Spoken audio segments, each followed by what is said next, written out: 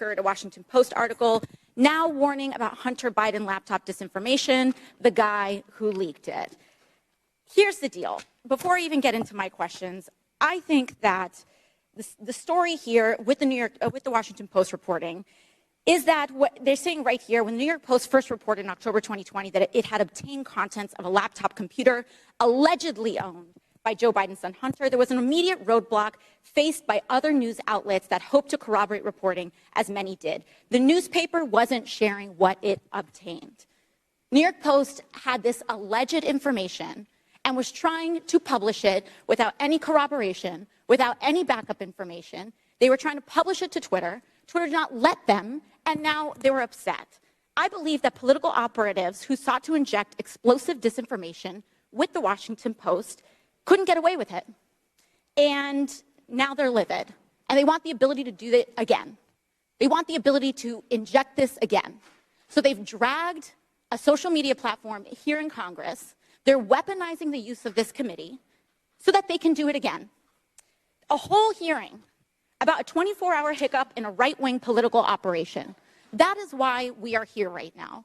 And it's just an abuse of public resources, an abuse of public time. We could be talking about health care. We could be talking about bringing down the cost of prescription drugs. We could be talking about abortion rights, civil rights, voting rights. But instead, we're talking about Hunter Biden's half-fake laptop story. I mean, this is an embarrassment. Ms. Navaroli, are you familiar with the account Libs of TikTok?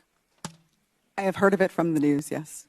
Mr. Roth, are you familiar with this account? Yes, ma'am, I am. Are you aware that from August 11th to August 16th, that account posted false information about Boston Children's Hospital, claiming that they were providing hysterectomies to children? Yes, I am aware of that and other claims from the account. And are you aware that this lie was then circulated by other prominent far-right influencers? Yes. And are you aware that all these claims, which I have reiterated were false, culminated in a real-life harassment and ultimately a bomb threat to the Boston Children's Hospital?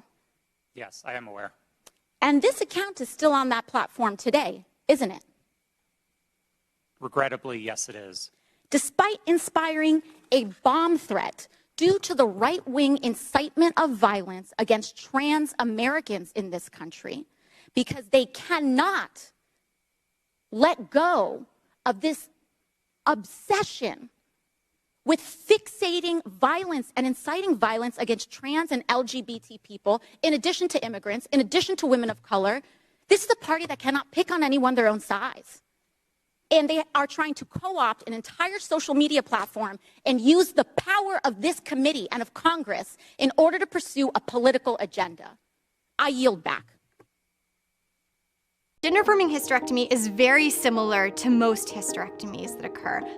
A hysterectomy itself is the removal of the uterus, the cervix, which is the opening of the uterus, and the fallopian tubes, which are attached to the sides of the uterus. Some gender-affirming hysterectomies will also include the removal of the ovaries, but that's technically a separate procedure called a bilateral oophorectomy. And not every gender-affirming hysterectomy includes that, and people who are getting gender-affirming hysterectomies do not have to have their ovaries removed.